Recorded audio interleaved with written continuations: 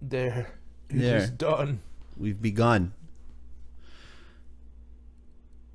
All right, goodbye, everybody. It's been great. You can't. We just came back. You can't do that. It's been real. It's been fun. And it has been real fun being with you guys. Oh my god, this is not the last episode. Welcome everybody to the Sour Hour.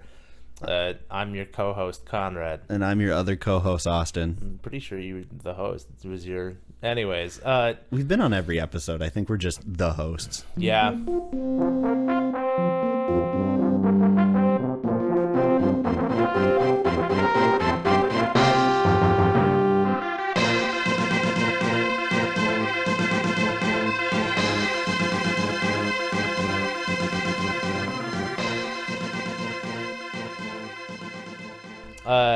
So we're back, and it's been a very long time, and we're sorry about that. Yeah, it's true. Lots going on. Yeah. First and foremost, you might notice there's an echo in this room. That's because we haven't finished putting up acoustic foam in our house. Leon, this is a microphone area. Hey, bud. Hey, bud. Hey, bud. You want to... I'm amazed he made it through That's that. graceful. That's impressive. So now we live here. Yeah, we have our own house now, and we live together. I got moved to second shift, so we're still trying to figure out recording schedules for a bunch of guys in a room. And kind of trying to find whatever the best room in this place is. Yeah. This is definitely the most comfortable, but like audio-wise, I'm pretty sure the pink room is best audio-wise. yeah. It's got the thickest carpet. Yeah. And we could make this room work, but we would just have to cover it in audio foam, which for That's a not living really room. good for a living room, yeah. Yeah. So right now there's going to be kind of an echo. It might be cut out in the real comp. I don't know, but you guys might. I'm sorry, you'll just have to deal with it a bit. Just a bit until we get things more settled down. So besides buying a new home, the Plague is on stage 2, Electric Boogaloo. It's just the same as Plague 1, but now all of your antibodies and vaccines don't matter.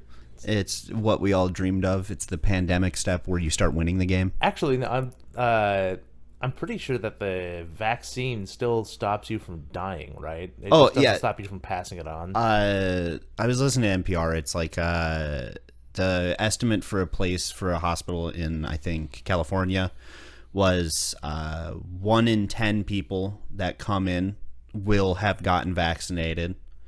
And people who need to be hospitalized are like 1 in 99 if you've been vaccinated. So get your fucking vaccine. You won't die. You'll have like a cold. You'll be fine. Yeah, if your vaccine goes the absolute worst, like it did with me, then on one of your shots you'll throw up. And I really don't like throwing up. If you know anything about Conrad hates barfing. But It's true. you know what I hate more than barfing? Dying. So Having the plague. yeah, if any of you have had it, you'll know that it's significantly better to vomit once and feel shitty for a day than to be dead. You were out for like a week and a half. With the plague? Yeah. I was out for like the solid 2 weeks. It was not good. Yeah, It was I bad. got the plague from you. Yeah. Because we were beginning the house buying process, so it's not like we couldn't make out. We kind of had to, and then yeah, mine was way different than yours. Like I just felt like I got hit by a truck for 4 days, and then kind of just got back up and running. So like I didn't even have coughs, no sniffles, no wheezing. Nah, I got the whole 9 yards. I was everything short of needing to be hospitalized. Yeah. That one day you were like, I might be dying. I'm going to bed. Yeah, well, because like doing simple things, everybody's like, oh, it's so, it doesn't really knock you out. Like, I couldn't stand. The worst day, I couldn't roll out of bed. The mere act of getting both my shoulders up from the cushions was too much. And not, like, emotionally too much, It's not your, like, oh, millennials just being depressed and baby. No, like, I was, like, wheezing and coughing trying to sit up. Yeah, So I was like, well, there it is. the worst day of mine is I couldn't get up either, but not because I was like unable to breathe while doing it. It was just my body was like, if you do this, we may be crying in pain, so you're just gonna like take a nap, bud. That's what you're doing right now. And then in other news, I think the last time we recorded, Papa Trump was still president. Yeah. Yeah, we had a different president last time. It's been almost a year. We pretty Yeah. much went down at the beginning of 2020. Yeah. Because the episode that I had, or that we did record, after listening and like making cuts where I thought like, I don't know if this is the most enjoyable, it wasn't a really complete episode, and it just kind of fell apart. And then the plague happened, and we weren't allowed to see each other, and then we started buying a house, and we were too busy to see each other outside of business hours. So, yeah, Trump's not the president anymore, and some people are very upset about it. Oh yeah, well they're still going the failed coup. They're still going into God, yeah. that happened. They're still people are still getting arrested. They're still going through it. Isn't it crazy how like with how insane like the hyper vocal, I guess, relative minority? It's hard to tell if it's a minority anymore. It is very much a minority. While it's in the thousands, probably tens of thousands, compared to the multi-millions of Americans, that's a very, very small. Yeah, but I mean, like it's one of those large things, enough to be a problem. It's one of those things where it's the ratio, you know? Yeah. For every 100,000 people that likes the video, only one of them might actually like it. Like hit the thumbs up. Yeah. So, like, I don't know. For every one person at the January 6th minor insurrection, there's probably like another 5,000 or 6,000 people that were like, I want to go, but if those people who like would never be activists no matter what. Yeah. But they still support the cause, and that's they're still just as big a problem as the people who are doing the shit. Oh, 100%. And like I listened to some of the there's like a court trial going on where the Republicans are refusing to cooperate, so they didn't send anybody, but the Democrats picked some Republicans who were like, yeah, we'll do it, sure. So I mean, politics are a fucking pile, so take it what you will. Speaking of a fucking pile, so during the pandemic there was a what do they call it, a moratorium on Rent? Yeah, rent, and specifically evictions. Yeah. So even when they lifted the rent moratorium so you could keep on charging people rent, they did not lift the eviction moratorium until the 30th of last month, July 30th, or 31st, or whatever, the last day of the month. Yeah. I'm too lazy to count on my knuckles to figure out if it's got 30 or 31 days. Oh, August has 31. Okay, so the 30th. So July 30th. I know that because that's my birthday. So it's gonna be like, Conrad's a fucking idiot. I don't know months. I just go, is this a 30 or 31 month? And usually the drivers at work are like, I don't know.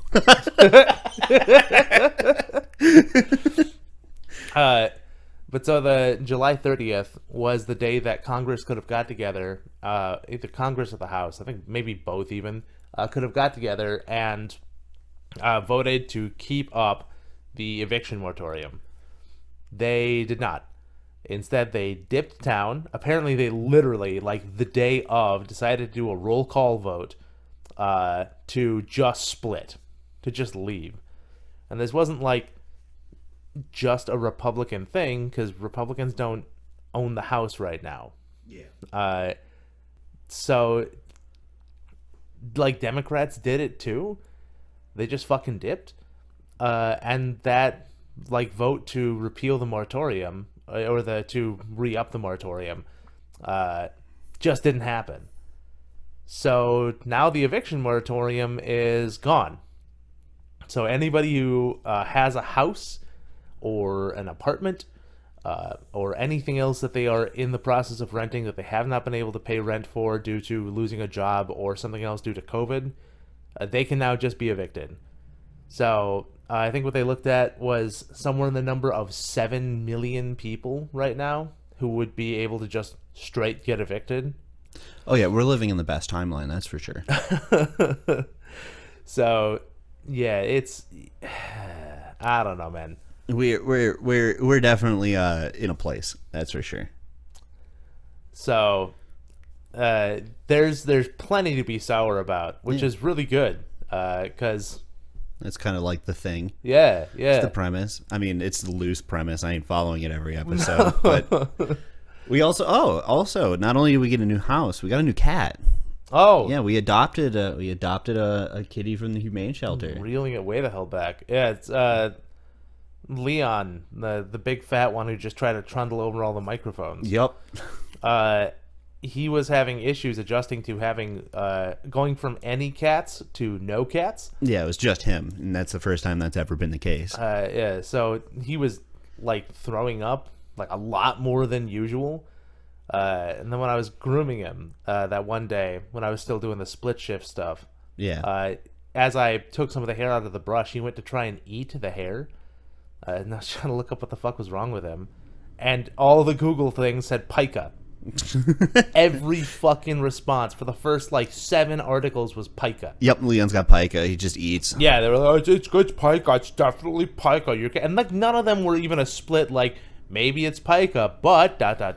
They were all like, nope, it's just pica. That's the only response that all your cat could have. And we're like, no, it's not fucking pica. He doesn't eat literally everything. He just is trying to eat his fur this one time. It's out of the ordinary. That's why I'm Googling this.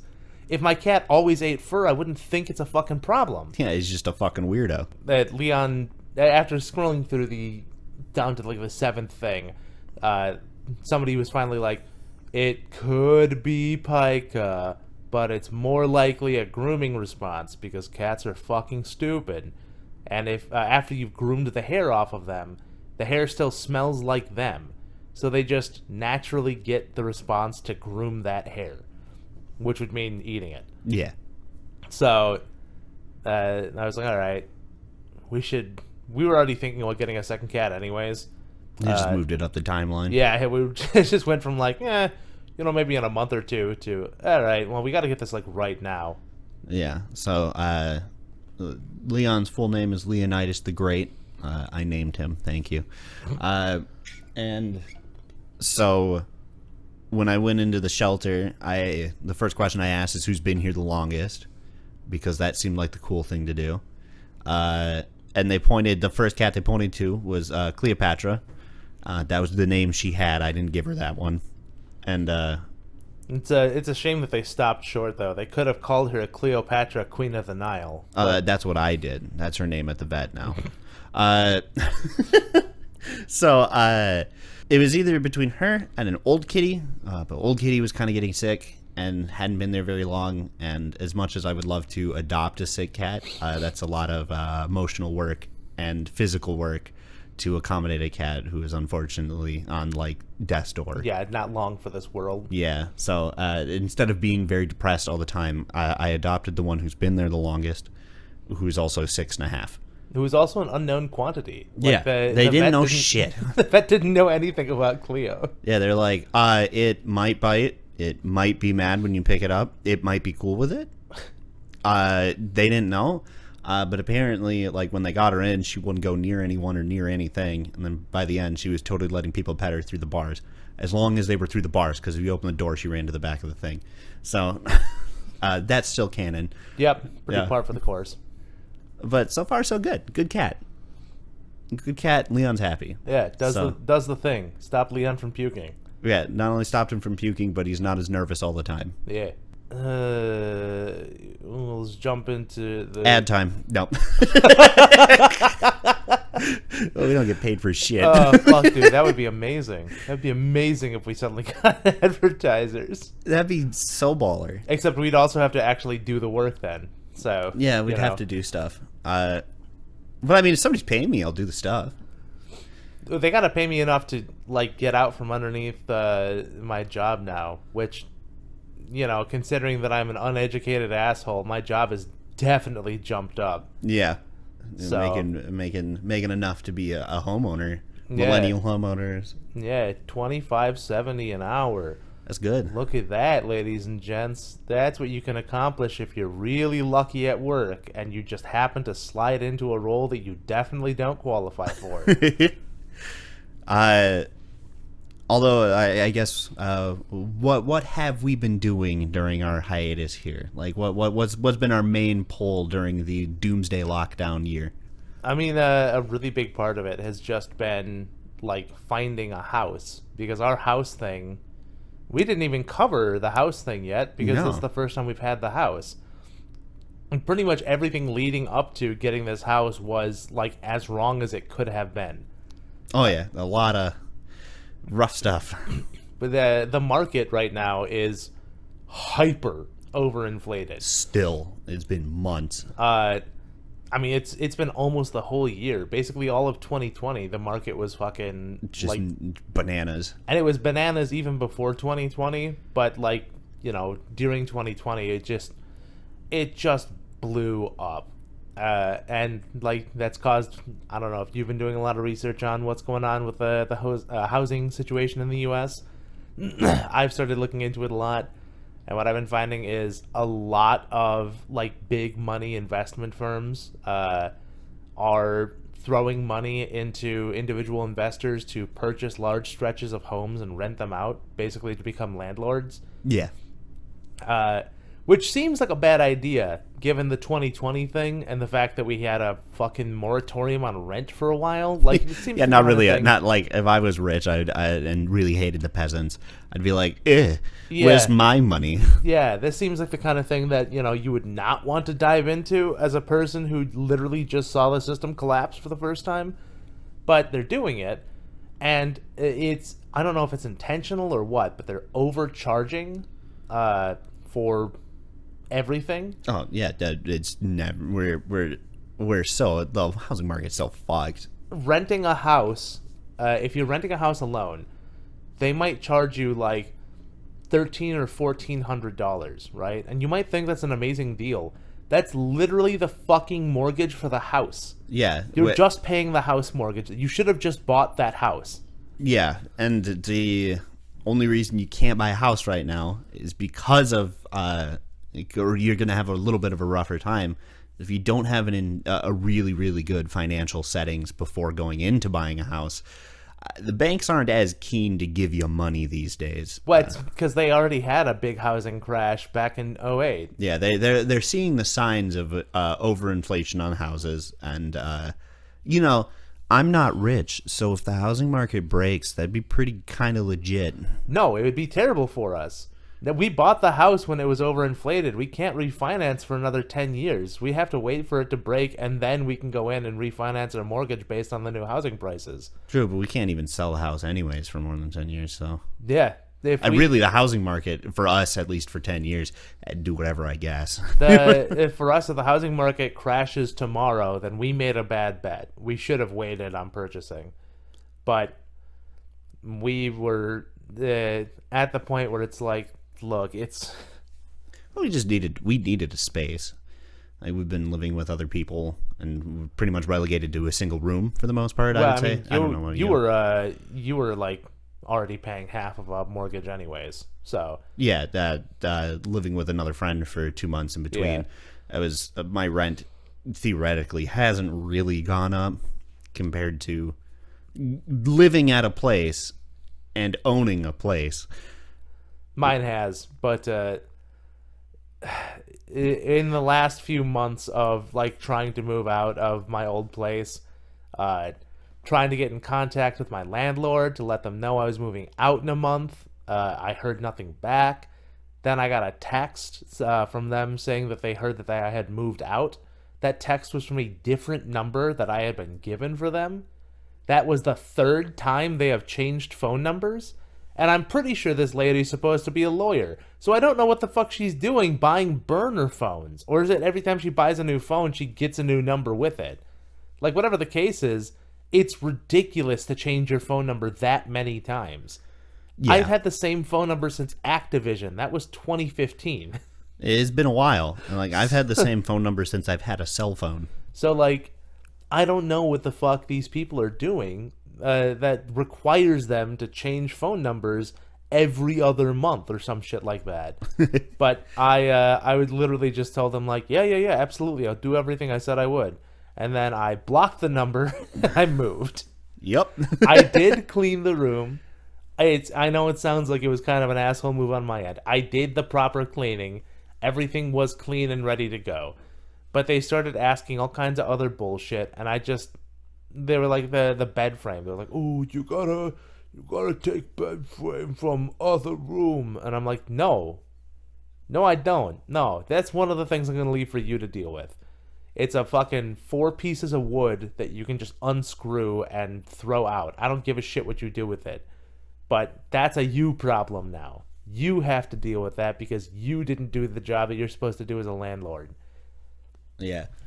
Also, they owe me enough money for buying fucking light bulbs for the house that, they can deal with that. They can, after fucking spending a couple $100 on light bulbs, they can spend a couple $100 on getting rid of a bed frame. Fuck them. Yeah, you don't even have to spend that much money to get rid of stuff. You just break it down. It's and literally toss it. $35. If they go, there's a not even 5 miles away from our old house.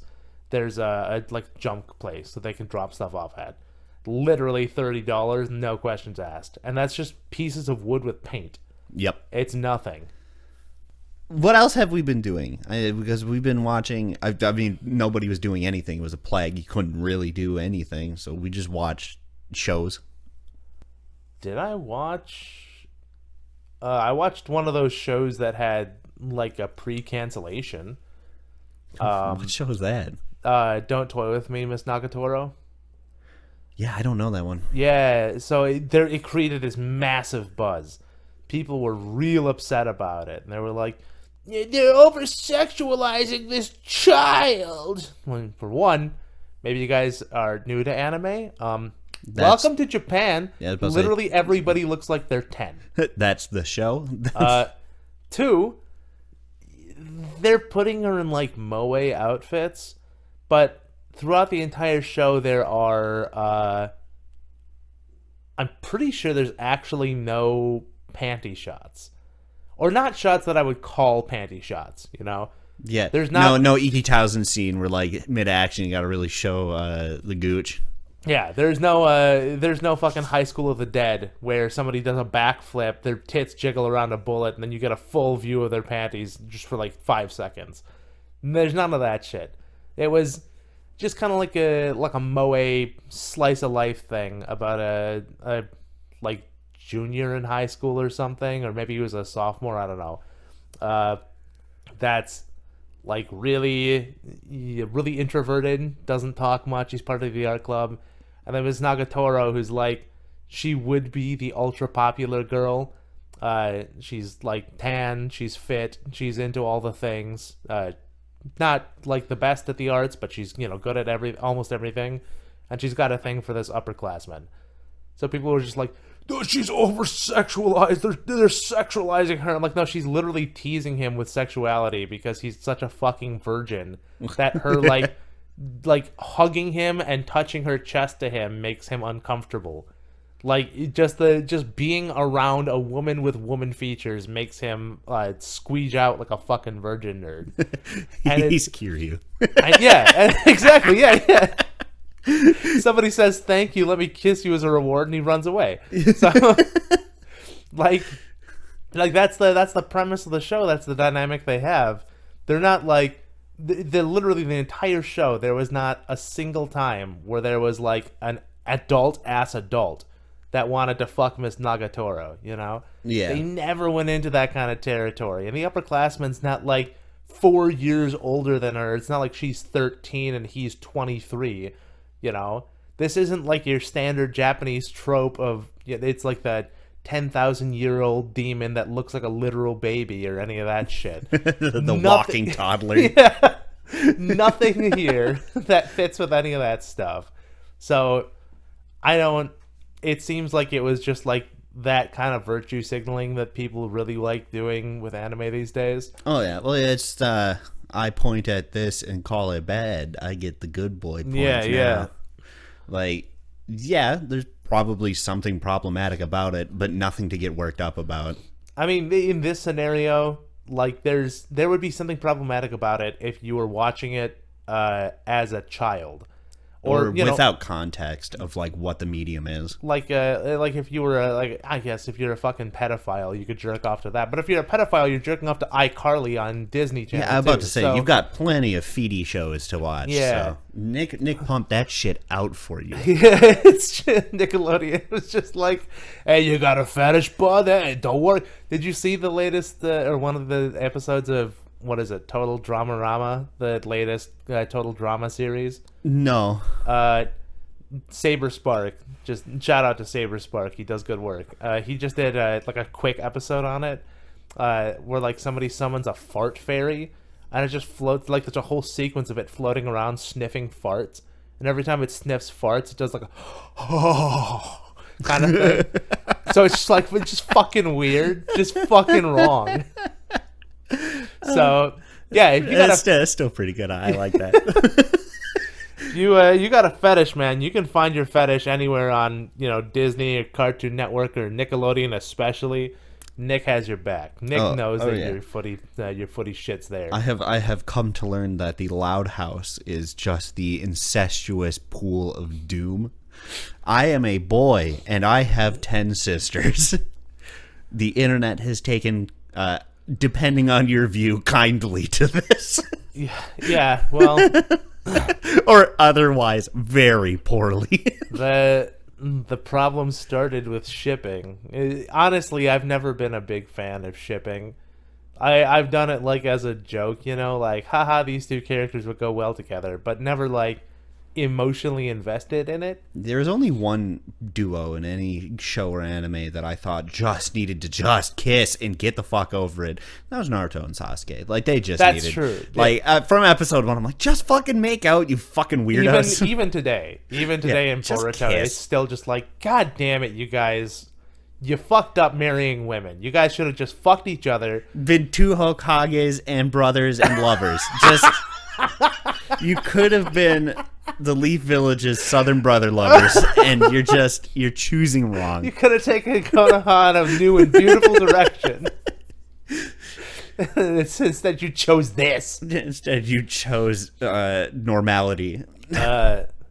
Yeah, that's true. That is true. They chose boring vanilla stuff. They could have had some hot god love. But yeah, the problem is that like a lot of people like get really hard into shipping, and it's really hard for them to not ship. So when they see a show like The Loud House, where like they're all related, but they don't really look like one another. It's like a diverse cast that doesn't have a huge family resemblance to one another. Yeah. They ship them. They're also like 5, but Yeah, that's an issue too. there's a few other issues. There's a lot of problems with this. I'm not gonna lie, dude. Loud House has created problems that I don't think Loud House was prepared to deal with. No, and I'm not prepared to deal with on its behalf. So yeah, I think the internet has allowed people to be horny on main and like just be accepted. So like they're just like, what if they fucked? And everybody goes, I'd look if you drew it.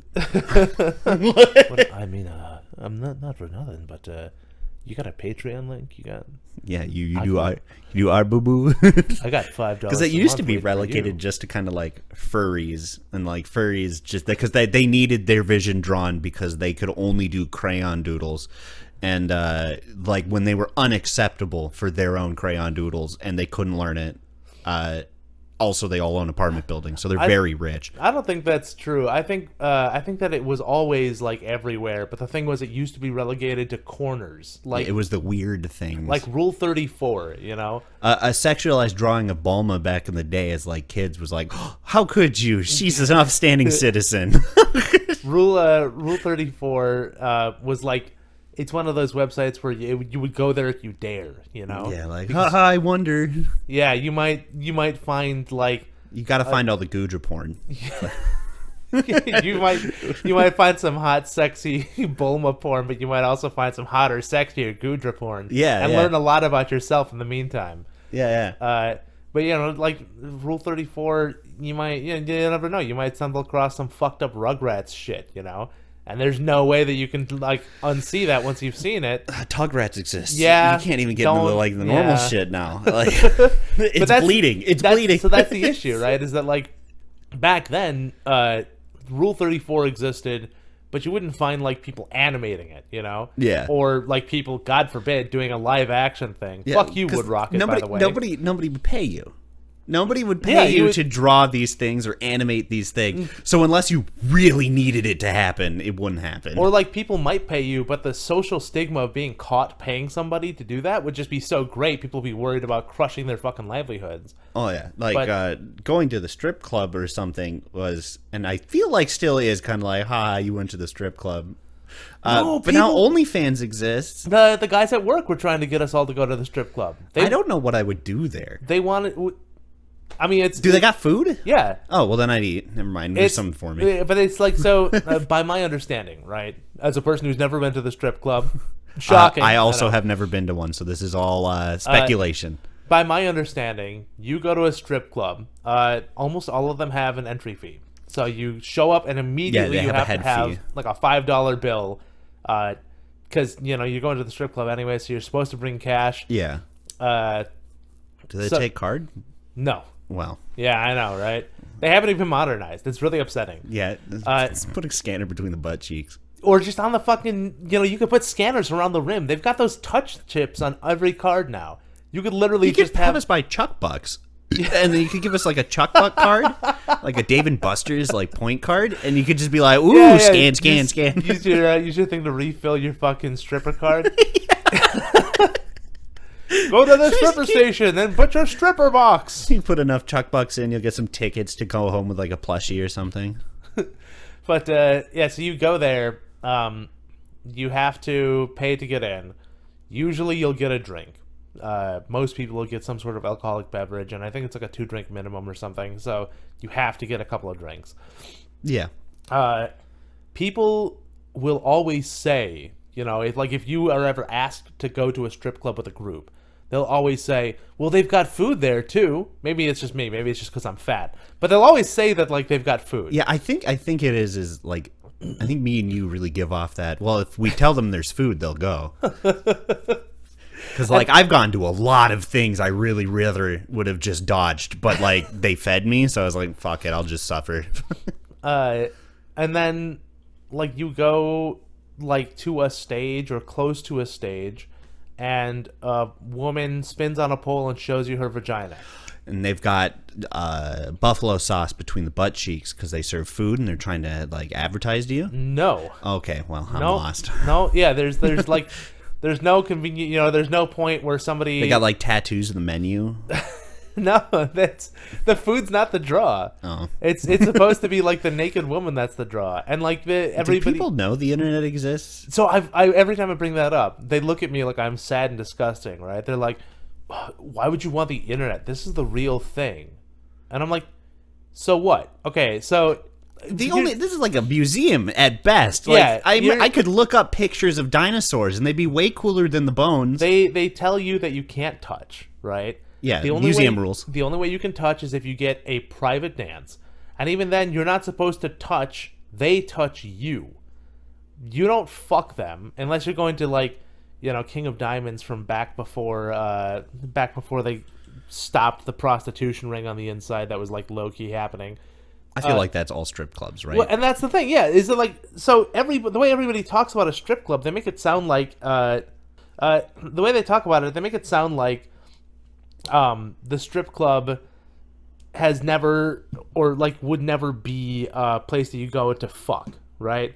But it seems like that sounds like the draw. That sounds like what everybody is saying. Like you go to the strip club, you automatically get your dick wet. And by my understanding, most people don't get their dick wet at the strip club. So you're just going there to look at boobs? Smell? I can't Taste? imagine it smells good unless there's good food.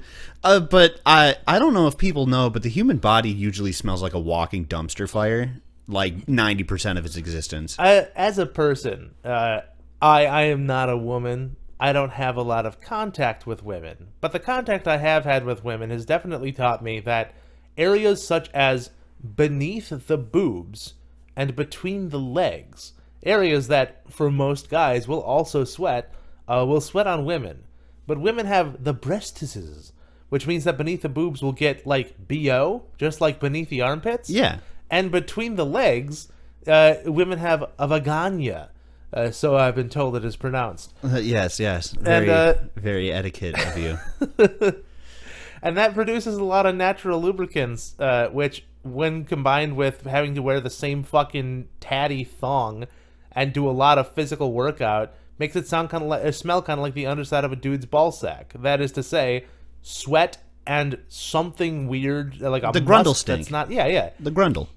It's not like a pleasant experience. Yeah, I don't know. You know, I don't... it's not a thing I like want to stink. I'm not a big fan of like sitting there and snorting a smelly puss. You know, I'm not an underwear jammer. I don't. Yeah. If there was a panty raid, I don't know if I'd participate because I don't know what I'd get out of this because I don't plan on huffing like undies. I'm a big fan of the pre-coitus shower. Yeah. I like it when everything you can smell natural. I just don't want to have extra natural smells on there, you know? Sometimes I'm sitting by myself in like my room after work and like the Pigpen stink lines will reach me from myself and I'm like, what the fuck just happened? Dude, it's every night before I go to bed I shower because I just do not want to have to wake up and smell my own balls. Yeah, I don't want the Pigpen lines. That's the thing that I don't. So like the stink, you know, doesn't appeal to me. No, I'm not a smells person. I'm not here for this lady. I'm not in love with this stripper. I don't know her name. Yeah. This is the equivalent of like, I don't know, like a Tinder date, you know? Like except with a Tinder date, both of you have mutually agreed that you're showing up just to fuck, you know? Yeah. You show up, you say your dues, maybe you get coffee, you go someplace, you fuck, you split, and you'll never see each other again. That's the whole thing, and that's the agreement everybody has when they go on these things. Yeah, you know? that's the draw. That's why you're here. But with a strip club, I didn't know if I was gonna meet somebody I was gonna fuck today. I didn't show up here expecting to fuck. I feel like whenever people go to a strip club, they always go to a strip club with a condom, which to me has the same kind of loser virgin energy. Yeah, I'm about to say that sounds really sad. Yeah, right? Because that's the way they describe it. That's what it sounds like they're doing. It sounds like they are going to the strip club with a condom, expecting to fuck. Yeah, I mean, if that was what they served there, I guess I get 100% get the purpose of somewhere like a brothel. That I get. That makes sense to me. Yeah. I don't understand why you would go somewhere which is literally just a striptease, which literally you can watch millions of videos for free online. And by the way, if any of you guys who keep telling me to go to a strip club with you say they will fuck you when you get there, I'm in. That's all you had to say. Yeah. Are we going to a brothel? Yeah, okay. I don't want dry, shitty chicken wings and an overpriced beer. If I'm not getting my dick wet at this place where I'm supposed to just sit there and watch tits and vagina, I could go home and use my phone. My hand will be doing the work either way, so there's no reason. Yeah, one of them is so much cheaper. Yeah. And doesn't involve me going outside, which I hate doing. Literally, one of them, if you do one of them in the bathroom, in the shower, there's not even cleanup when you're done. You don't even have to worry about the shame glaze that can form or accidentally jizzing on your keyboard. You just like fucking. But most phones are water resistant these days. I'm giving you guys the real life tips here, right? Yeah. Most phones are water resistant these days, so you can take your phone with you next to or even into the shower and then just jerk it there. You don't have to go to a strip club. Yeah, I don't. This seems like this is like the porn mag of like real life. I feel. Yeah. This is the outdated technology that existed because America is a coward and refuses to allow sex work. And so this is what you get. This is like your pittance. This is your like peasant prize for working the fields. And we don't work the fields as much anymore. The world exists. OnlyFans is real. Sex work is still unaccepted by the government, but as like a populace is pretty much just normal. I mean, the thing is, if you had sex work, then those sex workers would definitely have to have access to good health care.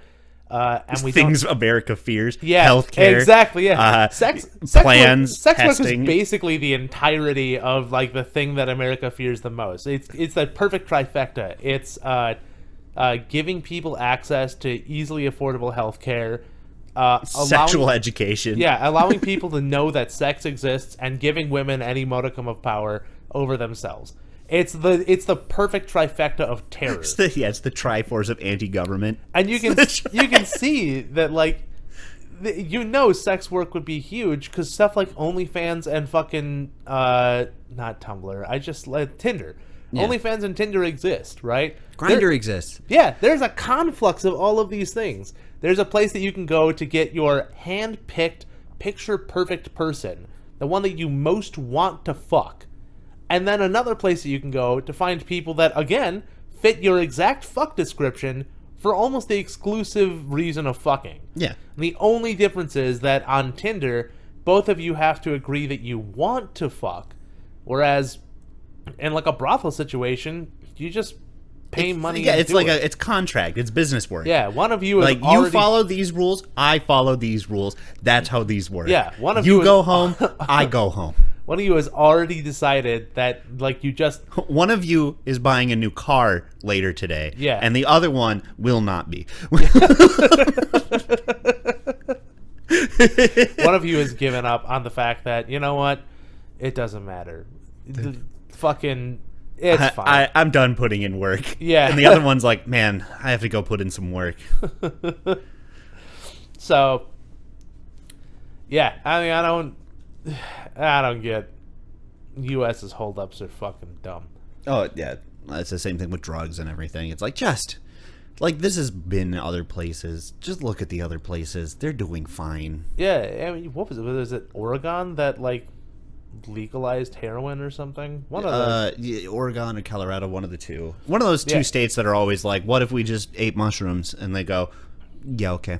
Yeah. And it's done nothing. Yeah, it's done nothing, and the ability to talk about it publicly has, from what I read, led to a reduction in overdose. Yeah. Because you can go to a place, get help, and talk about it, and there's no fear of going to jail about it. People are always like, oh, it'll increase the vagrants. Like, no, it turns out most of the people who are homeless are actually homeless from the area.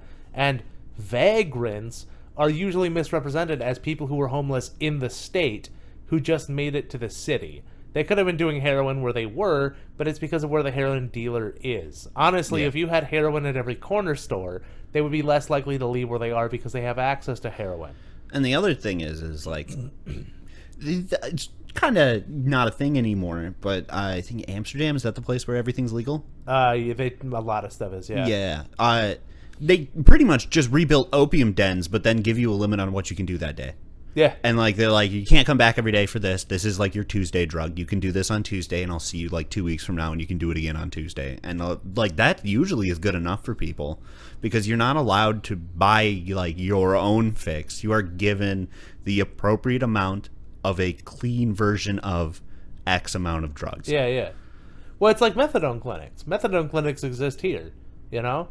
And it's basically the same thing. You go in, they give you a clean version of the drug to help ease withdrawals, and then it's supposed to help you get off of it. Yeah, you just slowly whittle it away because you don't want to go into shock or withdrawal syndrome. Speaking of withdrawal syndromes, Games Workshop. They've withdrawn a lot of things like freedom and expression. So, obviously, for those of you who have ever listened to the podcast, we're both 40K nerds. We're nerds of a many. We're a wide spectrum. We're peacock nerds. We have a great spectrum of nerddom. Yeah, and for me, it is a surface level peacocking mostly that I don't go beyond just kind of like, ooh, pretty model and go. But I know you and like Travis and Nick do pay attention to like the lore and stuff. Yeah, so the lore and stuff, like if something really fucks up in the lore, that's not as big an issue to me. Obviously, I can think that writing is stupid, but at the end of the day... It's writing. Yeah, much like with a video game, the writing doesn't matter as much as the gameplay. Yeah. 9th edition is the latest edition of Warhammer 40K, as of time of recording. And it has had some balance issues. Significant balance issues. But that's not even what this is about. Balance issues aside, right now this is about Games Workshop's latest policies that have come out for basic content creators over on YouTube, or people who are making fan games, or anybody out there who is making fan content. If you're not an employee of Games Workshop. Yeah. Games Workshop previously had a relatively lenient policy with these sort of content creators. They wouldn't go after them, they wouldn't send cease and desists most of the time. There have been a couple of times where mod creators, there was a mod creator for Left 4 Dead 2 that was creating a Space Hulk mod. Yeah. With Gene Stealers and Terminators, and he had most of the mod implemented. It was almost ready to go. Basically turned Left 4 Dead 2 into a completely different game. And then Games Workshop contacted him and told him to stop production on it, because Games Workshop was releasing their own first-person Space Hulk game, which was Deathwing Terminators, which sucked. It was terrible. Yeah. It continues to be terrible. It's only good if you're playing multiplayer with other friends. Otherwise, playing solo, it's just a clunky, shitty, slow Space Hulk game. Only with friends does it become in any way enjoyable. Like Left 4 Dead, except Space Hulk tries to masquerade itself as being a solo game. Yeah, it's problems with the game can be covered by friends, and that's the idea behind Left 4 Dead has always been, this will be a game if you have some friends, and if you have 8 friends, which is a lot of friends, you can not only have a game on your side, but an interactive experience with each other where you're eating your friends. Yeah, I mean, with Left 4 Dead, it was like, if you have 8 people that get together, this goes from a game to an experience. Yeah. It goes from like a fucking, because even at the hardest difficulty, Left 4 Dead, granted, I think everybody put like 1,000 hours into Left 4 Dead. Oh, 100%. But at the hardest difficulty, Left 4 Dead it felt like a challenge, but not like an insurmountable challenge. It's just one of those like, oh, the tank showed up at this part of the level, so we're fucked. But if it didn't, then whatever, we can take it. Yeah. When you play like the full 8-player infected mode, God, there was no telling. Yeah, maybe that enemy tank is a fucking idiot and he'd walk off the edge the first time he spawned in, and that was just the end of playing as a tank. He's a Spurg missile. Yeah. Or maybe you get that guy who plays as the boomer and never once uses the barf function, and they just always sneak up to punch people, forcing everyone to shoot him, and that's how they get covered in bile. Which was by the way, the optimal way to play boomer is to sneak up on people and punch them, because boomer does like 15 damage per swing. Oh yeah, he's got meaty paws. So, and then your boomer bile explosion. I've almost never not covered at least one survivor in bile with an explosion doing that. Yeah. But anyways, Space Hulk Deathwing doesn't have that. You can put 4 people into a map, which again is fun. It's not the same experience as mod author was crafting, so it kind of sucks that G-Dubs gave him a cease and desist just because he was making a competitive mod. Yeah. But, it's at the end of the day, it's still a mod. If people like the stuff, they're more likely to buy the game anyways. And if he's doing something that people agree is better than what you're doing, that should be a sign that you need to learn and change. Or hire him. Games Workshop doesn't like learning and changing, but for a while there, they did seem to like hiring people. And the writing was kind of on the wall, but everybody wanted to ignore it.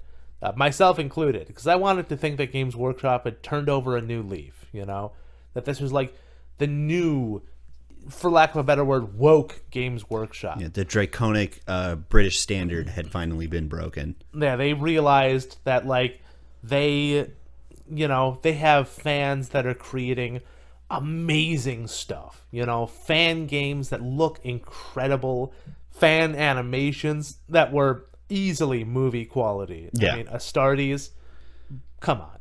Even like movie producers were looking at Astartes going, holy fuck, this is a masterclass in like nonverbal storytelling. Yeah, it's like a Tarkovsky show. Yeah, dude. It really was. And like that's one of the greatest compliments you can give, because like, dude, Tartakovsky, that motherfucker's got his shit down.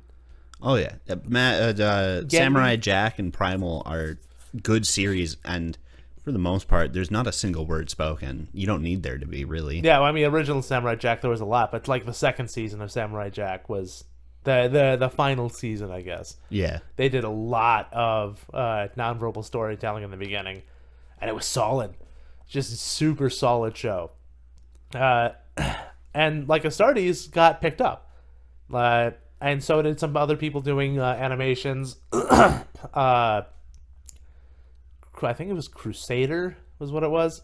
It's a Black Templar animation. Yeah.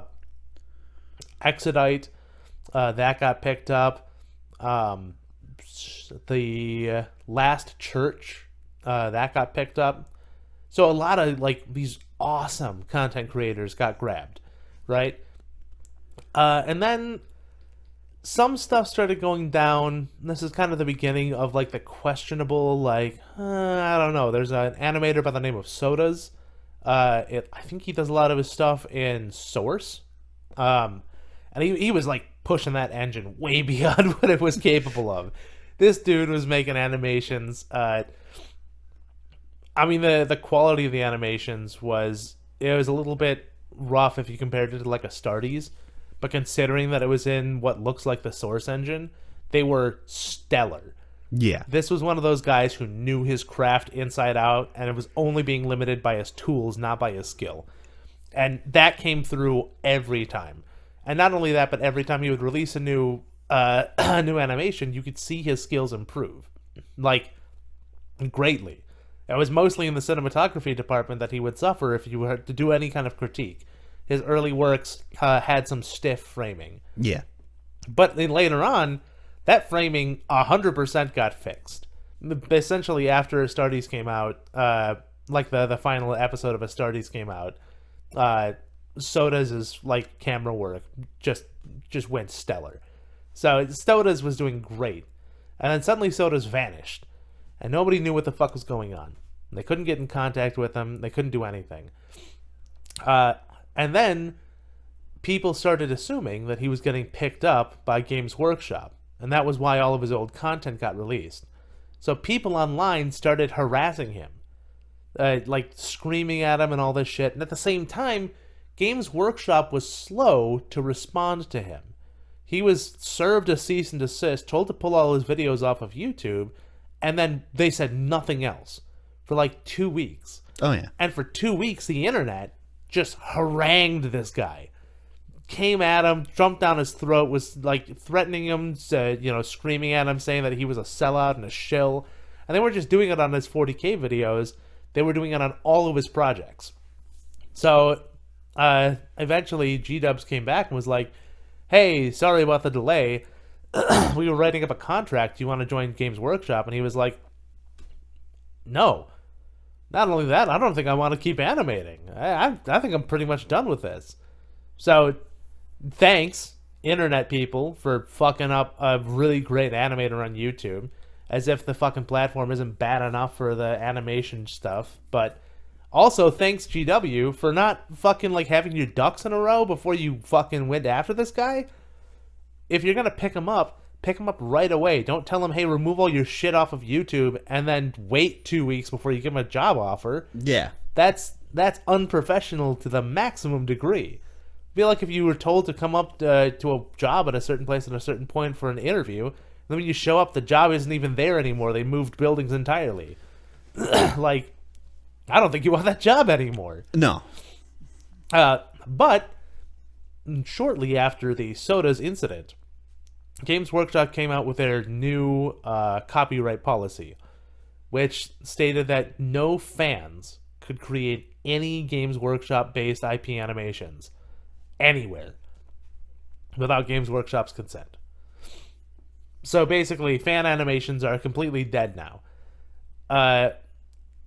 Some people have said this is because of Germany's very strict copyright policies, that they had to reword all this stuff. We haven't really seen Games Workshop going after individual creators as of right now.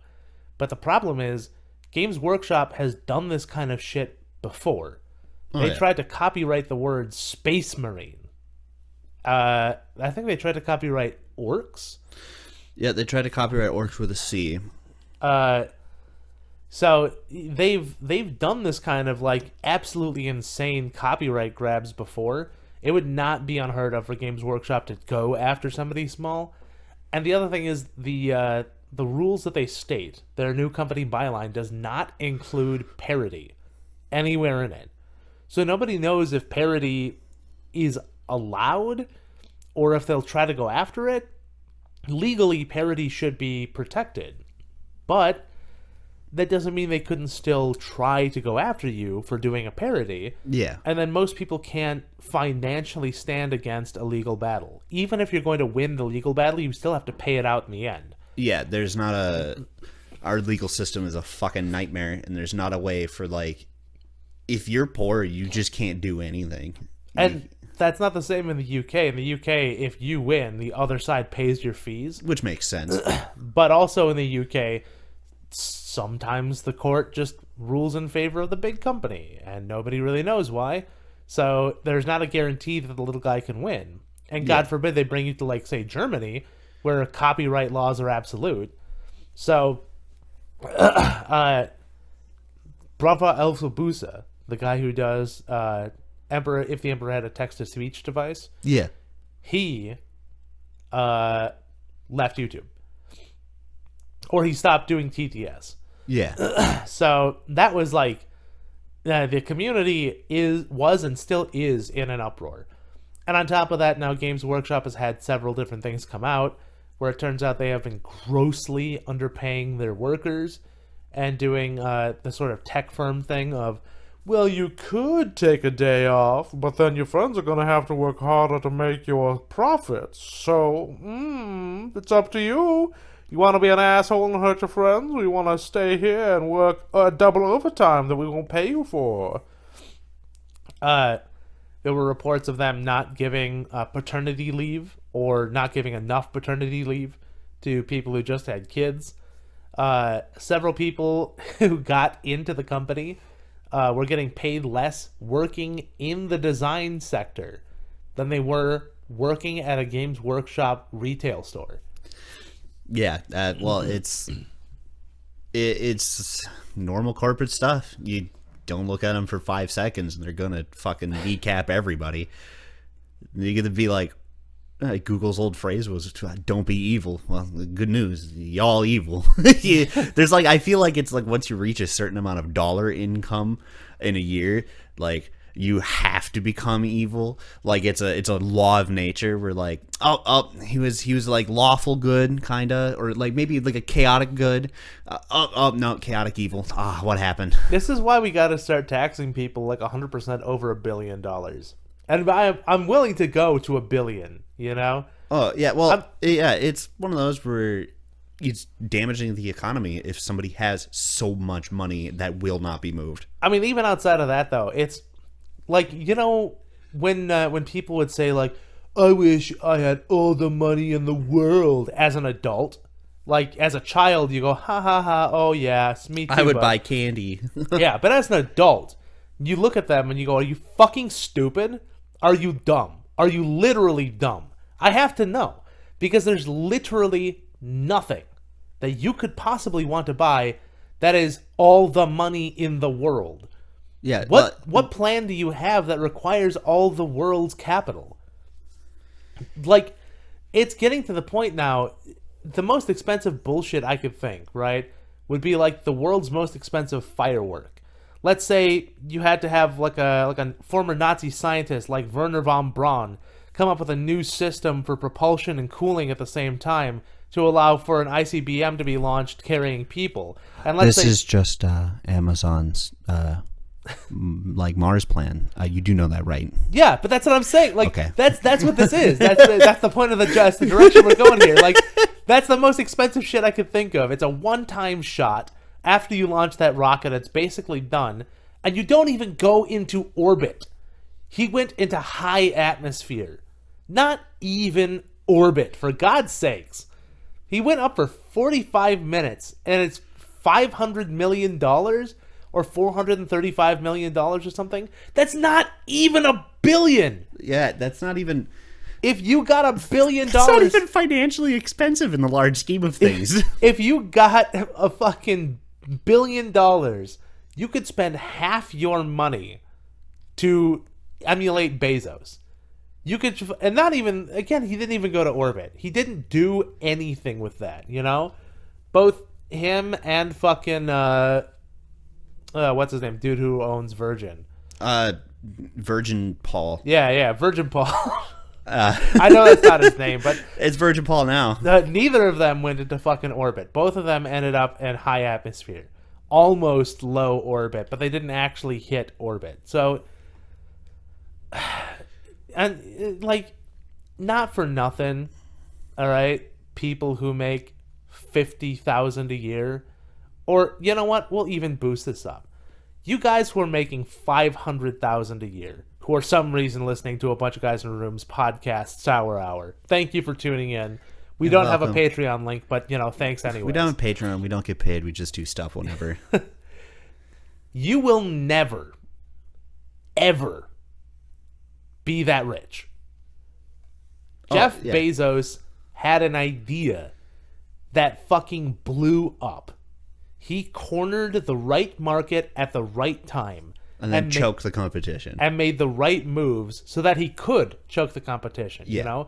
He went from like an already great idea, turned that into an even better idea, and then turned that better idea into an assassin sumo wrestler that would sumo slap you out windows. By the way, the sequel to Sumo Cop coming soon.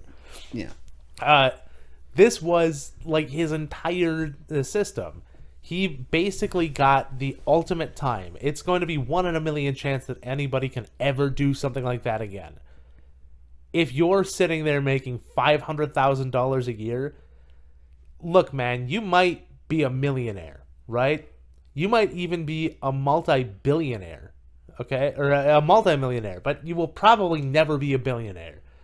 And you really don't have to worry about people saying, I think we should tax 100% of money over $1 billion. Oh, yeah. Well, some guy did the math somewhere a while ago where, like, if you were to cut everyone down to a billionaire, not reduce the amount of billionaires in the world. They could all have $1,001,000,000. They'll have over $1 billion.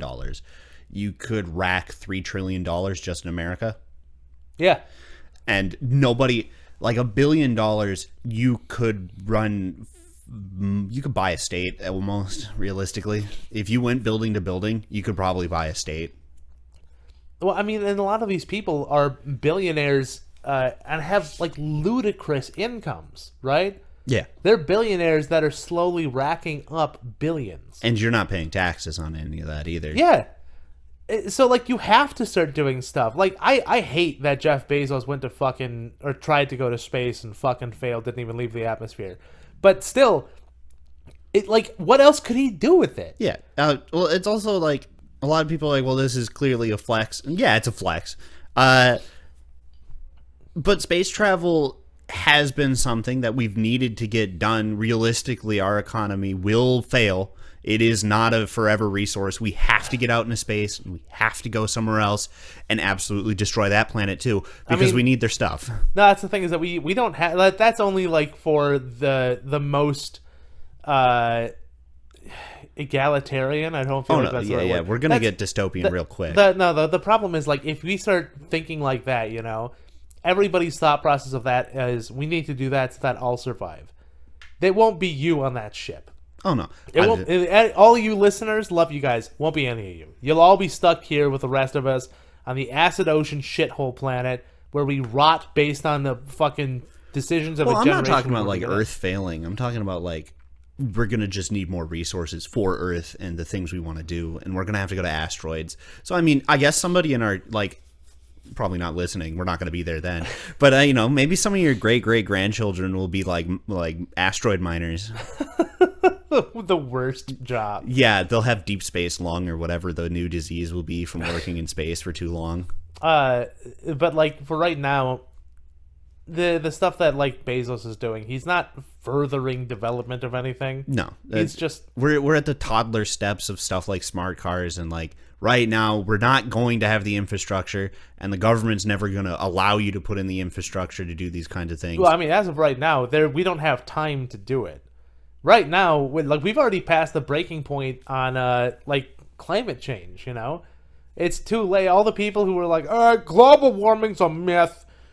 You're stupid for believe. Like, bro, everybody's already agreed it's too late now. If you had listened back in 2000 when they said something, and just turn your the fucking... 80s when Al Gore really wanted you to, like, just not... The 70s when it first came to light.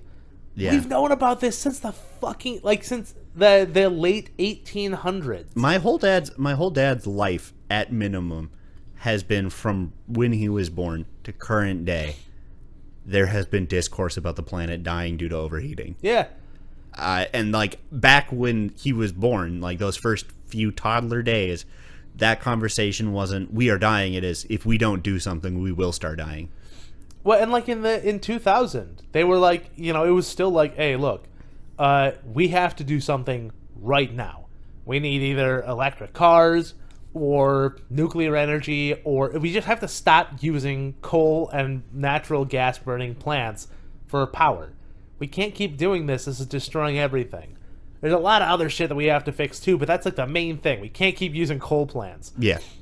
And people are like, you're trying to take away America's clean burning coal. And I was like, it's not fucking clean burning. If it was clean burning, you could stick your head in a coal oven and huff the smoke and be fine. You won't be fine. You'll be dead. You'll get the black lung. It's a disease made specifically for talking about coal dust and coal fumes. Yeah, the coal isn't clean. It hasn't been before, and it will not be later. At best, the coal you can burn and be decently okay is like grilling. You can totally burn your coal to grill, but charcoal's not even real coal. And then on top of that, like, leaded gasoline was a thing for most of the 1900s. Yeah. That's the thing that's been fucking us up. After we figured out that leaded gasoline was bad, and it took almost 2 decades for the Koch brothers to finally get sued out of stopping leading their gasoline. Thanks for that, by the way. Really cool of you guys to squeeze that extra profit out of it for the fucking betterment of yourselves and the worsenment of all the people working in the fucking gas plants and the world. But, like, once we figured out what the damage it was causing and was going to continue causing, we were like, all right, this is now or never, guys. This is like, we really have to do something right now. We need something drastic. We can't just lollygag about, you know? Switching all your home to LEDs and turning your thermostat up 4 degrees so that you're a little bit less comfortable in your house but infinitely more energy efficient isn't enough anymore. Oh, yeah. Well, it was, as much as they like to tell you, you as a person are never affecting the environment. Yeah. It is like 80% corporate exhaust. And, like, go nuts. Throw a paper bag on the floor. Throw some plastic out your window. Who gives a fuck? You're not killing the planet personally. Yeah, hammer straws into sea turtles' noses. Do whatever you have to do, man. Lampoon turtles from a distance with your plastic harpoons. You're not affecting the environment in a way, realistically, that's going to save or help anyone. So, but now, like, most climate scientists have fallen to, and it's super depressing to see. When you see these people talking about this stuff, it's defeatist, is what it is. Not defeatist, it's defeated. Yeah. Defeatist is what I would say if they were, like, doing it, but there's clearly a hope. They just know that there's no hope anymore. They've gone through this for, I mean, almost half a century now, where they've been loud about it. And damn near a century where they've at least been vocal about it. And just nobody's done anything. Everyone's just like, nah, you dumb eggheads, you don't know nothing. You're stupid. I look outside and it's cold. Lead's good for you. I've been drinking it for days. Winter couldn't happen if global warming was real. You're a stupid idiot. Yeah. And now, you know, it's all the more reason to not try and have fucking kids, because, like... Oh, yeah. Well, yeah, having kids, they ain't got much to look forward to. Yeah. I mean, California, not even California, the entire West Coast burns more and more every year. Canada's even catching fire in places that they didn't really catch fire in before. We're getting less and less rainfall throughout the U.S. We're slowly desertifying, so that's cool. And the ocean's getting more acidic. Water level's going up, but I don't live on the coast, so fuck them. You know, they had their time. They could have made their peace. Hawaii's had a good few years. You would think that people who live on the coasts would have been the people who would have been the most about climate change. Oh, no. You know? Well, you made the coast expensive to live at. No, they ain't gonna... We bought this house. I'm doing what I want with it. We got our company's deep pouring pollution machine, and we put it on the ocean, and damn it, we're going to use it. But, yeah, so now it's too late for all of that shit, and all the scientists are just like, Well, here's the projection for how many animals we can expect to die off in the next few years, and this is what the sky is going to look like, and this is how much sunscreen you're going to have to put on to not burn immediately in the death ray of a sun that's soon going to be beaming down directly on our unprotected planet. So, have fun with that, I guess. It's just like, God, it hurts to hear. Yeah, good ups on that shit. And there's not much you can do. No. Really leads you to be kind of sour about it. Yeah, you know what, though? It's been like an hour of sour. That's true. We're supposed to go swimming. Maybe we should do that instead. Yeah, we're going swimming, and we're going to go pollute. That's what I'm going to fucking do. I've got a big diesel truck that I've rigged up to run on coal and the tears of orphans. I bought a leaded gasoline plant, and I'm going to run that shit into the ground. This has been the Sour Hour. We're going to go destroy the world. Goodbye.